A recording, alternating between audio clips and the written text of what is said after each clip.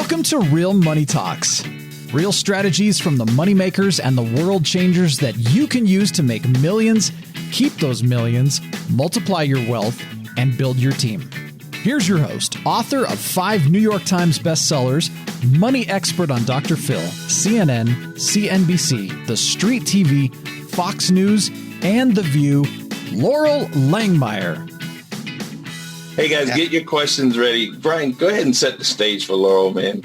Loral is absolutely amazing. I cannot tell you. She's been on my show twice on Success Profiles Radio, and she was my 300th guest fairly recently. So she brought the house down. She was fantastic.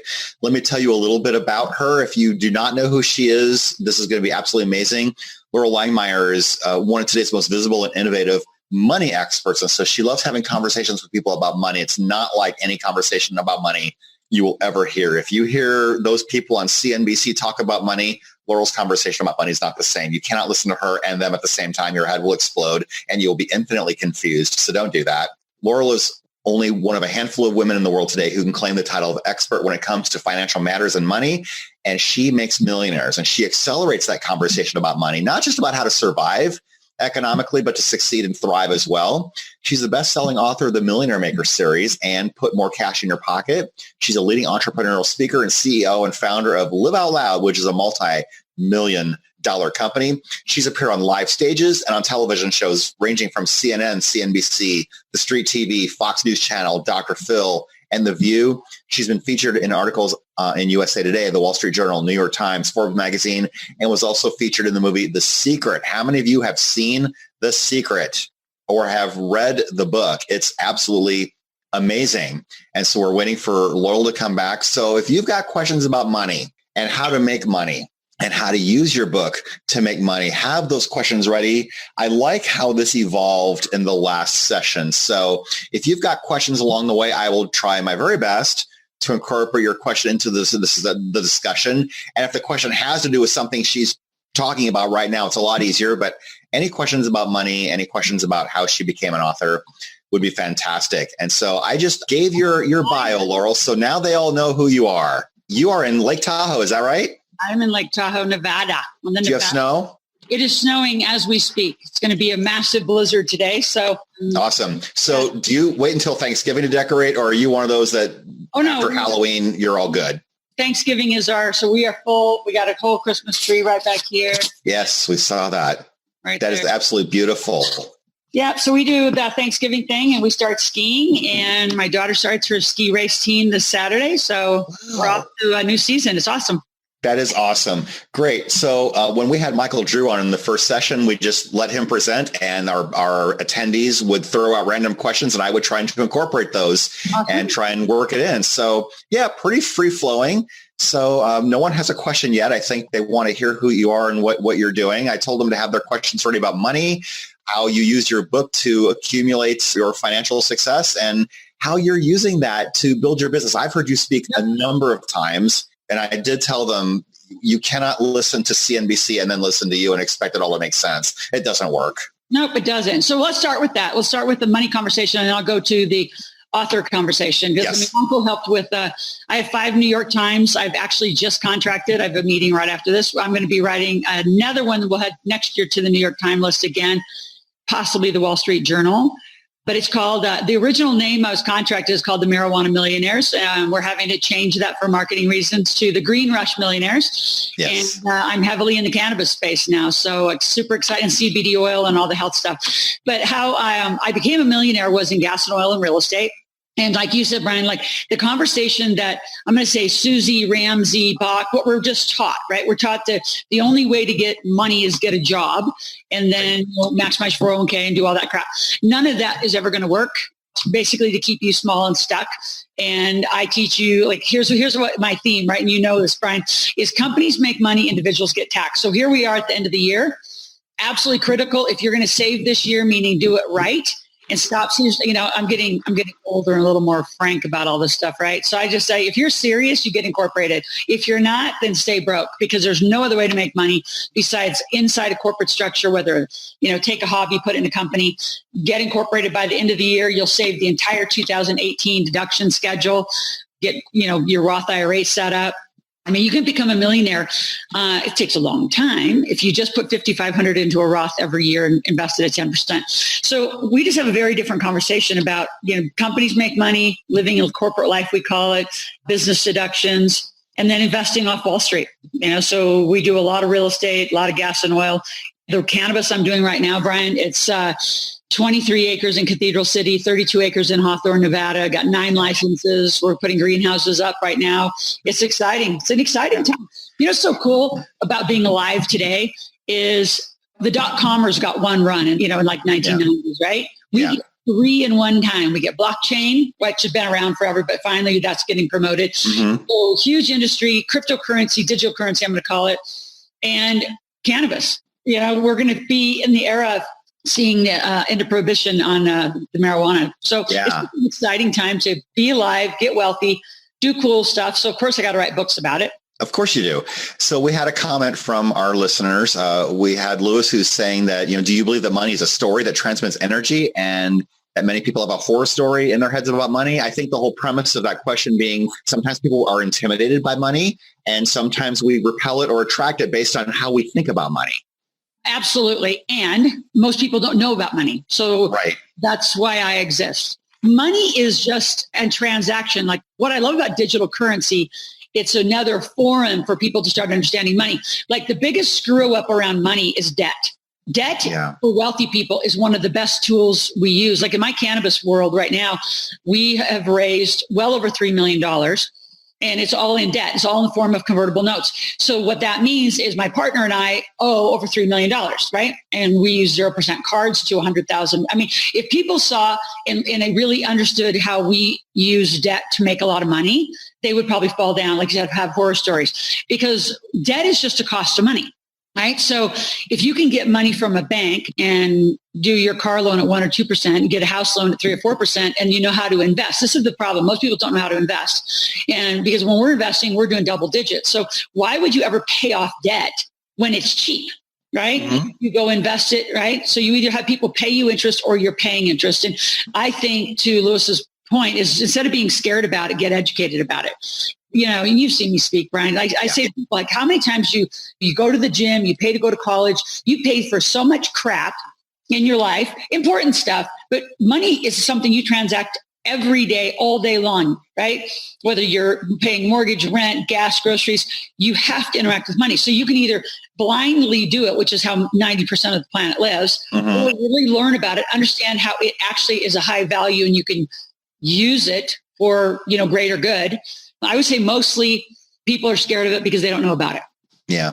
And Rob is telling us other people's money. So I just want to jump off of that because rich people use other people's money to get rich. They don't always use their own, or they hardly ever use their own. Exactly. And the real question with most of us, right, is our conversations with each other is because we know how to use other people's money, which supports them to actually get wealthier because they don't know how to do it. We know how to do it. Our question and conversation is, what do we do with our cash? We have a fair amount. We have a lot of access to it. It's hard when you know money, people will throw it at you. I mean, it's like, because I call it park and pray in my books. Most people just park their money with the financial institute, pray to God, somebody that took a class for 2 weeks and is a broker, right? Usually they're broke. Just because they work at Schwab and Fidelity doesn't mean they know a damn thing about money. Right. So you have to get responsible for it. In fact, one of the things we're doing right now is we're having a big game special. I did a Millionaire Maker game with my Millionaire Maker book, and we're really just pushing it for the holidays. Put it at the kitchen table and don't take it down. Play it for 2 or 3 weeks. Take some time to get serious about understanding money and understanding how it can work for you and be a massive benefit in your life, or be scared of it your whole life and stay broke your whole life. Yeah. I know that you were a part of Robert Kiyosaki's cash flow game. And the whole premise behind that is you try and see how quickly you can get out of the rat race. Is your game similarly structured? Yes, and more advanced, because cash flow is only one piece of becoming a millionaire. Mm-hmm. So there's a piece about debt, about building a business, about putting money away into investing right away. It's a little more advanced because it's about the whole millionaire structure. So the goal to win the game is to become a millionaire. So we do a lot of that. Yeah, absolutely. So Tamika's asking, we're so conditioned to eliminate debt. How do I use my current debt to work for me? Well, one of the gifts that we're going to give folks, so justmetlaurel.com, I'm actually giving folks a ticket to one of my workshops, my 3-day workshop, which you know is a massive value. And I'm going to give folks the Millionaire Maker book, which is a digital copy. So in page 194 is how I teach you how to handle debt. So first of all, how you're taught about debt is completely wrong. And to pay off all your debt, if you can get it down to low interest rates, is ridiculous. And if you don't know how to do that, I have a whole team who can get you 0% cards. So transitioning your debt, and then you got to, there's a whole system to it. So I have to know what you did to yourself. And is it company debt or is it personal debt? Right. So even buying a computer, if you're in business, then that's a business expense. If you're just buying some random, clothing, then that's probably a personal expense. So first you have to organize your debt. Is it company debt or is it personal debt? Get it as low as you can. Ideally, we operate on 0 interest credit cards. So I don't care if you spend $100,000 a month, as long as you pay it off on a month. The other thing about debt is if you can get cheap money, why pay it off? It's better for you to take, say, $40,000, $50,000 and get it to work. Find a place to invest it. And this is where I think we come in our communities. We have great deals. Like right now, we're doing a bunch of vacation rentals in the Ozarks. We're taking a whole team there. Our cannabis projects pay extremely well. So if you can find a way to put the money to work at 10, 12, 15, 20%, why would you pay off 0% or even 5% debt? So don't be so worried about debt. What you need to be focused in shifting your energy is instead of worrying about debt, get my book, go to the link, get my Millionaire Maker book, go to page 194, and there's exactly how I would teach you how to get out of debt. Yeah. And then you can always contact us and we'll help you get other, proper credit cards and get that situated. But the bigger thing you need to be focused on is how do you make more money? Yeah. Why people have debt is because you know how to make money. So you blow through the money that you know how to make, usually a job, and then you put the rest of your life on a credit card. So instead of doing that, the answer to having a big life is make a hell of a lot of money. You say, well, how to make money? Well, the workshop, you're guaranteed to make money. If you want to make money for over 15 years, and I do the workshop, Brian, you've been there, everyone makes money. I know how to teach you how to make money like that. Every one of you should be making money today. And let's go back to the kind of our topic at hand is pre-sell your book. We have a little bit more structure and we're going to turn into the year, but I can promise you by around January 10th or 15th, and I have some level of a month for my pub date to go, to a New York Times, I'm going to be pre-selling that book. Mm-hmm. And I'll pre-sell. I'm not talking small thousands. I'm talking tens of thousands of books will be sold in a pre-sell, which means I'm going to have the money up front. Everybody will get a big webinar and bonuses, possibly even a trip out to see one of our facilities and hang out with us for a day. Yeah. So pre-buying your book. So the way as an author, you become a bestseller is you got to stage and organize sales. If you want to be in Amazon, it's got to be staged and organized in a day. If you want to be in New York Times, it's going to cost you about $250,000 and you're going to stage and organize pre-sales. And then you say, well, how do I get people to pre-buy my book? It's not even out yet. You got to give them a heck of a lot of bonuses and really incent them and include them. I think what a lot of people do when they're writing books is, I won't name names, but it drives me crazy when I hear some of these other colleagues of mine go, I'm going to go to Hawaii or go lock myself on a ranch and go write a book. I said, I'm staying online. I'm going to ask people, so I'm writing a book on Green Rush Millionaires. What would you want to know if I'm going to write this book? Yeah. I just did this in the last 2 weeks. I focus group people. I say, so if I'm going to write a book about how to be a millionaire in the marijuana space or the CBD space, what do you want me to talk about? Because I can talk about a lot of stuff. And I use people's input to generate the chapters, to generate the input, and they feel like they're contributing. So guess what? They're going to buy. Yeah, that is brilliant. In fact, I sometimes, just to kind of tangent off of that a little bit, when I work with my ghostwriting clients, for example, and I have my graphic designer design several covers, I will say, my client might say, I like A better than B. I said, put them both on Facebook and make your audience vote. And sometimes they're very surprised. It's like, I would not have guessed people would have picked the other one. That's why you have them vote. And now they are interested and now they will probably buy, just like what you just did. Awesome. That's fantastic. So let me ask you, you've got 5 New York Times bestsellers. I would imagine that your first book launch looked a lot different than your last one. What have you learned? What mistakes did you make that we can avoid? Oh my God. I love that. I get that reaction from that. Means I'm about to get some gold here. It's so funny. I dug out, I stayed in my office late last night up at the lake, and I was digging through my file because we created a blueprint. So I know from day one to launch date to 4 weeks after to 12 weeks after. Like we have a calendar, we have a whole entire spreadsheet, like exactly what to do when and how to nail the bestseller. Like I would have died for that blueprint on my first one. I mean, totally. The first one, you kind of stumble around. I mean, and then the other thing too, here's what I would tell most authors is you better be as concerned and involved in the launch process and the post-launch process, meaning your job has just begun when that damn book hits the bookshelves. I mean, you think you're tired and you hit a finish line because, oh my gosh, the book's on my bookshelves. You haven't even begun the game. Like marketing that book and strategically organizing around that book is as much, if not more work than writing the damn book. Yeah. So I think too many authors, I see them all the time, you don't have a goal in mind. And by the way, my New York Times book was after I had co-written or written upward of probably 10 or 15 other books, right? So I did a lot of collaborative books, which I think a lot of beginning authors do. And then I did, in 2004, I did Guerrilla Wealth with J. Conrad Levinson. Right. And then I did a bunch with Mark Victor Hansen and Robert Allen. And then, I was around the Kiyosaki, camp, I'll call it, while they were doing their books. So I understood books. And honestly, falling in love with your content is ridiculous. I think the most heartbreaking books that I see, I pick them up. And if somebody wrote a story about themselves or their kid or some interesting cathartic thing that has no lessons for other people, and then they wonder why it doesn't sell. Right. And so I think a couple of things. Get with some of us who know the process. I mean, believe me, it is a whirlwind process to go through. It's almost like having a whole second business is just writing a book. I shouldn't say don't be concerned about the content, but involve other people in the content so you're co-writing it with people who are wanting to know what you have in your brain. Just like this. You're in this book. I am. I've done a lot of those. Yeah. Yeah, totally. It's just kind of interesting how misguided I think people are around when it comes to a book. And I want to talk just about books and money. Yes. So a book is a damn good brochure. Yeah. And I think what's interesting now, because I hired back, a little bit of a different team. Like my 5 New York Times were exactly 99% the same team. And believe me, you need an accountant that knows marketing on your team. And you're going to say, well, why would I need that? Well, I'll just give you a little clue on the New York Times side. Because you have to deliver books to addresses, somebody has to go through when it gets closer to the launch date and call everybody, text everybody, come up with confirm your address platform on a landing page. Because if those books get, sent to a wrong address, that book doesn't count.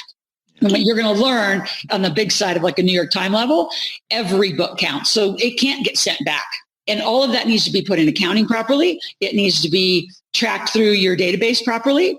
So when like my Yes Energy book, I sold 55,000 copies. Can you imagine to have to verify 55,000 home addresses around the world to make sure the damn books landed on time in their house? Like it is. They probably weren't all in the United States either. Oh, no. I had huge clientele in Australia, and then I had a big group in Hong Kong. So you had to come up with shipping centers. And I'm not saying all this to scare people. I'm just having a reality conversation of, if you want to go for it.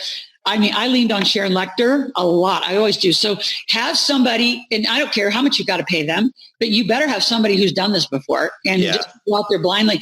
And the other thing about Yes Energy, it was pre-Amazon days. So the variables I'm dealing with and my team will be dealing with is like in 2012 was my last, bestseller. So that's a long time ago because there was only 370 something thousand authors that hit that year. It used to be a big damn deal to be an author, a huge deal. And then an ultra deal if you hit, the New York Times list. And then like Yes Energy, I hit all 11 best-selling platforms. I was a Publishers Weekly. I was every bestseller. But it took an entire team, took a lot of experience. And today, like this year in 2018, I think they're predicting over 4 million authors. So it's a different game. It is. Everybody's an author. Everybody should have a book. A book is now a brochure. A book is your website. It's your homepage. Like the distinctions about how and why to be a best-selling author better have a big cause because it's going to cost a lot of money. And at the end of the day, the books you might make a couple bucks on the book. So it isn't even about the book, really. You better have a post-launch plan to recover the amount of money in really a year of your life to launch a proper book. Yeah. So Chris is asking, what would you tell someone who's just starting out to get going out of the gate quickly? In what business or writing a book? let's talk about writing a book. Well, so here's exactly what I tell people. Come up with some different ideas. And I teach a process, as you know, it's called ask, tell, ask. Say, so here's what is my talk track around the Green Rush. So I'm entered a contract to go write a book. I always do that collaboratively. So it's going to be in the marijuana and the Green Rush space on how people can become millionaires and be involved. So if I was going to write that book, what would you want to know about? I go out on a focus group, exactly what I said earlier, and I get input. I want a lot of input. I want to know every idea on the planet in a range. And I get it also from around the world. I want to know what the Australians want to hear about. I want to know what people in Slovenia want to know about. I want to know what people in Africa want to know about. And then we gather that all up, then start formulating the content. Once you're there, like I know the content, this one's going to be a little different because we're really writing it for the miracle of the medicine is really going to be a large part of the book because it's just curing more stuff. And I grew up in Nebraska, so I still have a family that's like, oh my God, my sister's doing drugs. My daughter's doing drugs. I said, I'm not doing drugs. I'm growing them. And by the way, they're not drugs. Like it's all that stuff's got to get out of everybody's way. My point is I would focus group. And then once we have enough of the outline, which is where we are today in my next meeting, we have kind of an idea of the 10 chapters. Then what I'm going to do, because it's going to be a more interview style, because I'll be interviewing just extraordinary doctors around medicine and all that, is I'm going to be doing interviews. So I record my books. If it's just my content, what I would do is just what we're doing today. I like plug in, log on, and I start talking. I think the faster you talk and or be interviewed, more creative ideas get generated. Just to sit and type is the biggest mistake I think an author does. And I think too many people have a weird thing about using ghostwriters. I'm going to say ghost editors, because I'm actually talking my books, and then editors that actually know how to grammatically formulate what I say. Well, that's their job. That's not my job. My job is to get amazing freaking content out and let somebody else make it look amazing and edit and look sexy. And the other thing too, don't worry about the damn title. Like our working title was Marijuana Millionaires. That's the contract. But now that Google and Facebook won't let us use the word, we had to turn it to Green Rush. In a year, who knows? It could be federally legal and go back to marijuana. So don't worry about the title or the cover or any of that stuff. Just get to the richest content that the most people want to know about. And then don't tell them what you're writing. You tease them about what you're writing and you get them excited about what you're doing to get them to do a pre-order. You've got to do pre-orders. Absolutely. And if that title ends up somehow not working, you can go with something like Cannabis Cash Cow. Yeah, exactly. Right. And have a green cow on the cover. I don't know. But anyway, but yeah, absolutely. That is. Yeah, I have a company for years, right, called Green Money Enterprises. And who knew that it's actually going to be used for green money? Like it's brilliant. That's the lead. So it may be that. It might that actually the name of that company, which I haven't really used a lot, it was more of a real estate company forever. Now it has nothing in it. It may be that. Like my point is, don't worry about that. Get to the content. Make sure people are like salivating to want to understand it and know about it. And the other thing, like with us, we're going to have a lot of cannabis tours. So for people to pre-buy, they can come out to Hawthorne. We're having a huge launch of a greenhouse. Like I'm going to give them so much high value of just cool stuff. I'm going to put them in a drawing for a ride on my King Air on the plane. I'm just going to do cool stuff. So there's just so much excitement around the conversation that people want to buy it and they keep telling everybody about it. So your content and marketing, if you're hearing it, are critical. I think the mistake in content, because you're probably hearing, like I said, don't worry about the content, is now I'm saying it's critical. It's got to be damn good, like really good content, but you can't like mull over it forever. Like, you know what I mean? You can't analyze it to pieces. You know exactly what I'm talking about, Brian, because you see writers, they got a book half done for 5 years. Well, just finish it. You know what? And here's the other thing to beginner or authors. And I learned this later on, because once you start unloading content, meaning you just have a lot of knowledge, don't wait for the perfect book. Do your best with the knowledge you have. And guess what? You're going to get more. But I always say, you know, spiritually, people say, why do you have so much content all the time? Because I deliver it. I don't store it up for some big day for one book.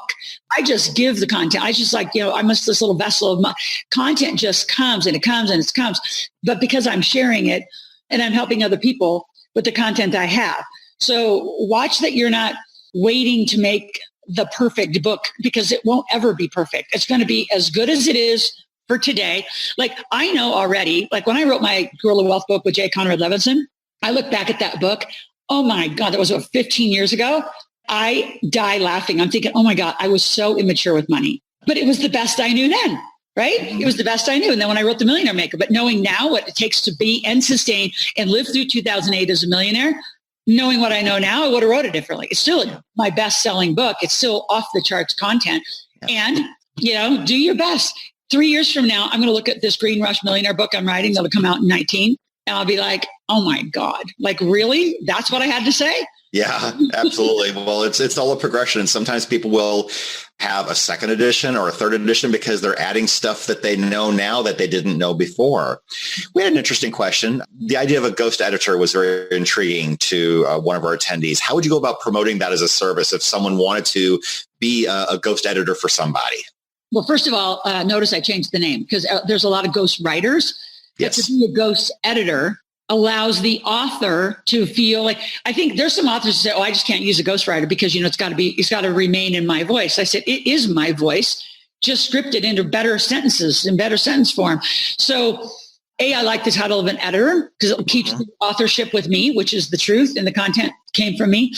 And how to go about promoting it. I go like, there's a huge organization that I don't think enough people use. It's called the Virtual Assistant Association. And there's like over 50,000 members. I'd promote it there. I would just start. I would go out. I go to a lot of those online sites where you can promote yourself. The other place to go, if you can figure out how to do it, is CreateSpace.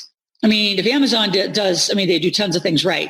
But I'll tell you, getting authors done through CreateSpace is pretty cool. And if you could become a preferred partner, like where they would refer you, right? Where they would refer to you, just like they do for the logo design folks and stuff like that, you kill it. So I think you're going to have to figure out how to market yourself. And then your biggest problem in those categories of doing business, and this, Brian, doing what you do too, is duplicating yourself. Absolutely. It's really tough to find somebody I'm going to say as good as you become. And then what I would say is get a bunch of junior editors, right? And like journalism interns, let them do the first run. And then you come back through and you do your masterpiece of the writing on top, the editing. Okay. So talk about virtual assistants because that's so critical. I used to have a virtual assistant that I would have transcribe my shows. And then I found out that Rev was cheaper. And so I let them do it. But sourcing things out, that's a critical piece to building your business, right? Absolutely. Yeah. And where would you find a virtual assistant? Where would you find the best ones? Well, I think, it's funny because I actually got a very high level client just hired me to help her leave a very high level executive job and become a very high level executive virtual assistant.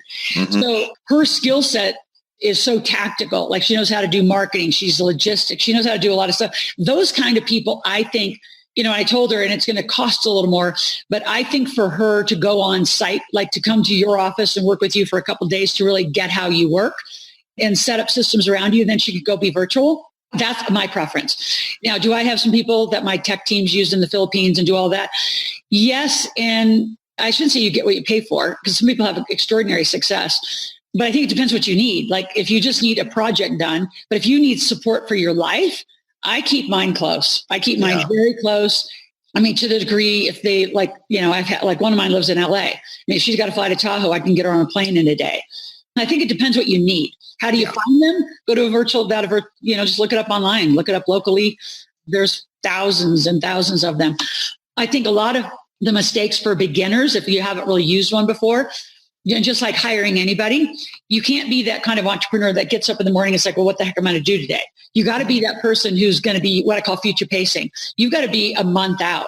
I'm already well into next year. Way into next year because I got to organize teams around. So you're going to have to get in front of yourself, right? Because they can't just show up online and say, okay, Brian, I'm here to work today. You're like, well, let me work on my stuff and I'll, let you know what to do. So a lot of people say that the virtual assistants don't work. I would say you don't know how to manage them and organize yourself to use them right. Yeah. Cool. So I have another question. One of our attendees has written a book series and she's parlayed that into a coaching program. And now she's saved $6,000 and she wants to invest in real estate. What are your suggestions for how she should invest that in real estate? Yeah, very far. I would keep selling coaching. I would grow that quickly. So again, part of a post-launch, like when I do post-launches, usually within the first month, we'll do hundreds of thousands of dollars in mentoring and coaching packages from the book, right? So you need to get very aggressive about getting way more money than that.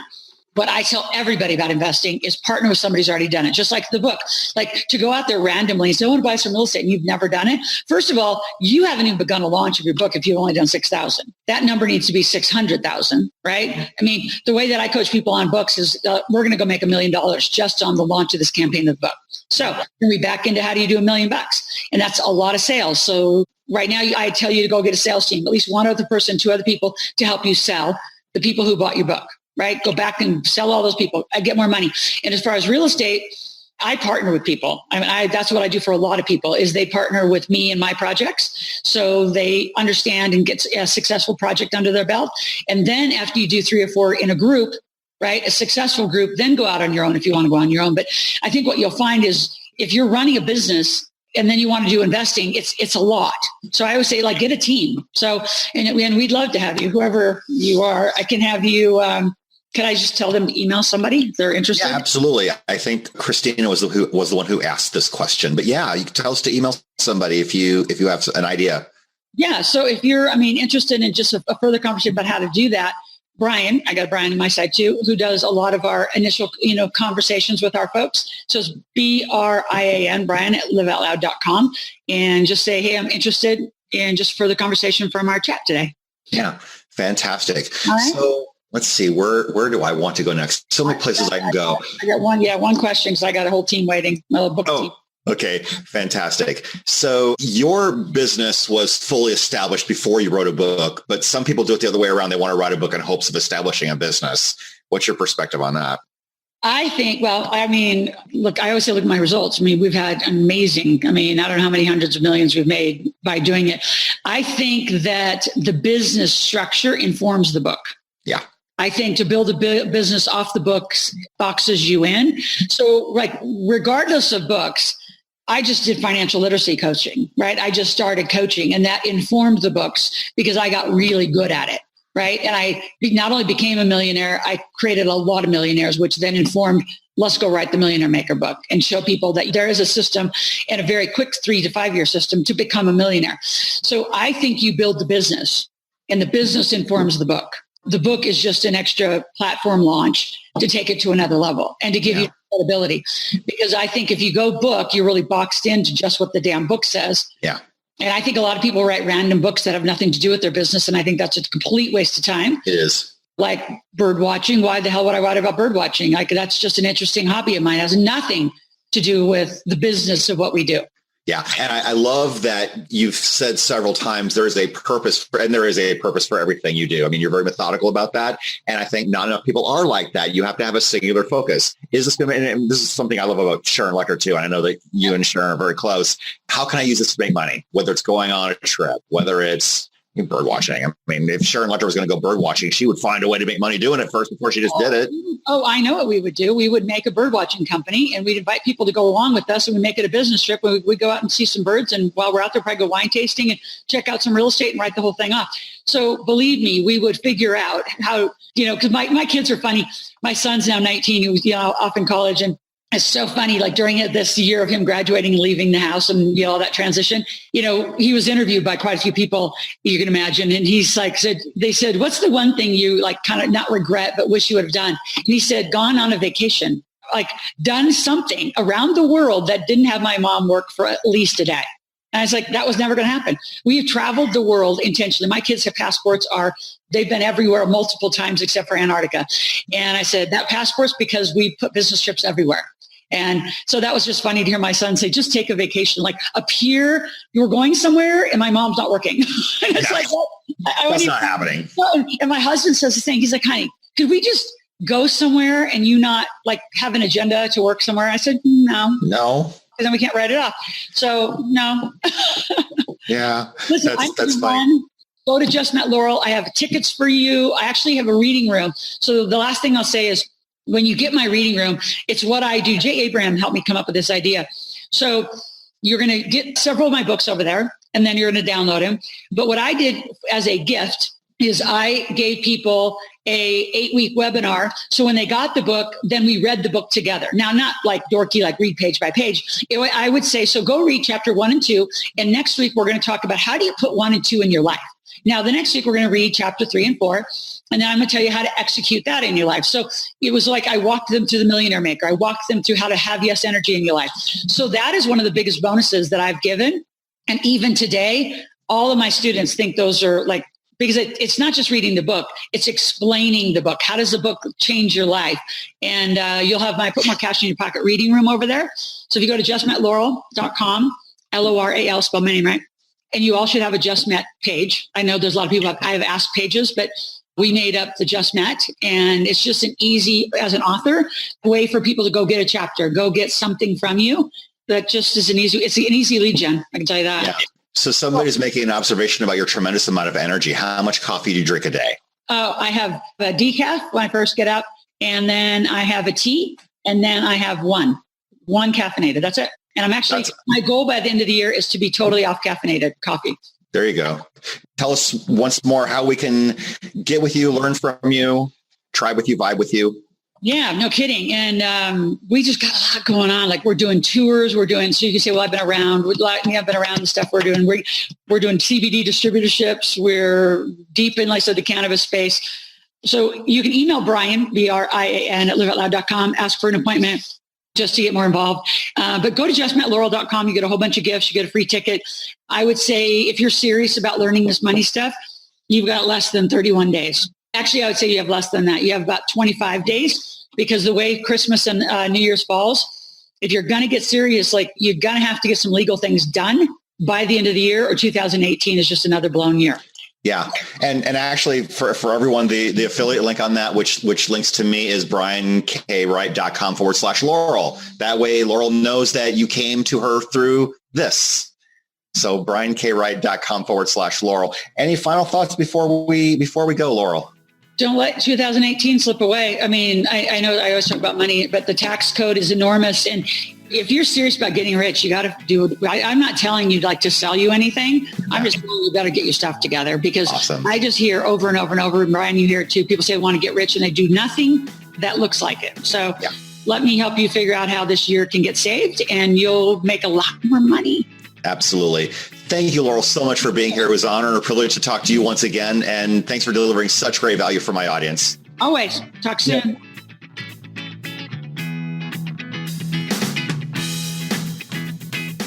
Thanks for listening to the Real Money Talks podcast. Your host has been Loral Langemeier, author of 5 New York Times bestsellers, money expert on Dr. Phil, CNN, CNBC, The Street TV, Fox News, and The View. Want to learn more about off-Wall Street investing, tax strategies, and multi-million-dollar business strategies? Visit liveoutloud.com/podcast for past episodes, show notes, and resources.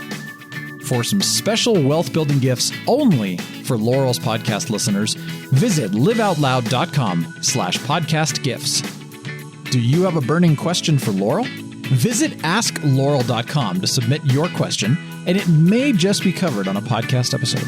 So stay tuned and be sure to subscribe to get new episodes every week.